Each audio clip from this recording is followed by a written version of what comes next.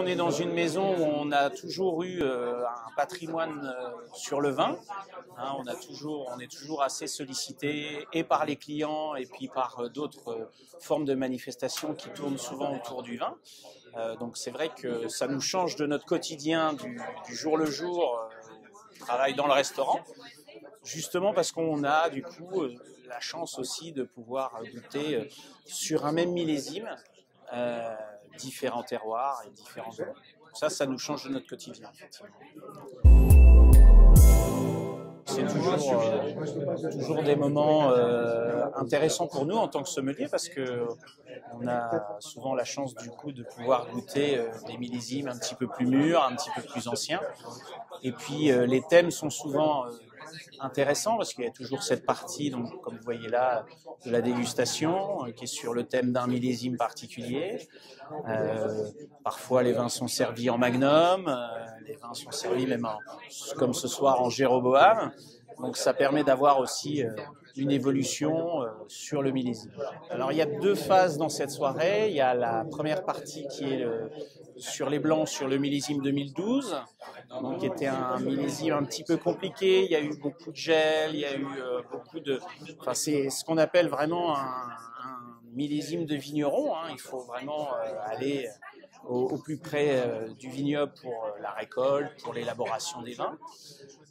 Et puis 2006 pour les vins rouges, qui était un millésime qui était plutôt... il y a eu des périodes de canicule, donc on a des maturités qui sont un petit peu disparates d'une région à l'autre. La Bourgogne est assez vaste, hein, entre la Côte de Beaune et la Côte de Nuit pour les vins rouges. Donc c'est vrai qu'on est... Je trouve toujours surpris de goûter les millésimes plus tardivement et puis de se dire ah bah 2006 on voyait ça pas bien, les vins de chez Drouin ou des choses comme ça sur ce millésime-là, on s'aperçoit d'un vin qui est un peu plus tendre, un peu plus facile. Voilà. Donc on est souvent surpris en mai. J'ai la chance d'avoir à la carte ici des 37 à Bordeaux. Au départ, quand j'étais jeune sommelier ici, je me disais toujours oui, oh, c'est des vieux millésimes. Alors c'est vrai que parfois on a des bouteilles qui sont plus bonnes, et quand on a la chance de tomber sur une rareté comme ça, une belle bouteille qui est encore bien conservée, mais pareil, on est pris dans l'émotion du temps, dans l'émotion du vieillissement du vin, et on est souvent surpris dans le bon sens du terme. Mais c'est pas toujours le cas. Voilà. Sur des vieux millésimes comme 37. Après, il y a des millésimes plus récents. C'est souvent des souvenirs qui effectivement vous restent ancrés.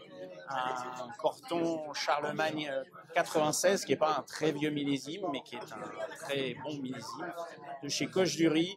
C'était vraiment quelque chose qui m'était vraiment resté, pour parler d'un blanc, c'était vraiment formidable et je m'en rappelle encore. C'est ça le côté merveilleux du vin, c'est qu'on s'en rappelle, quand on a eu une vraie émotion, on s'en rappelle longtemps.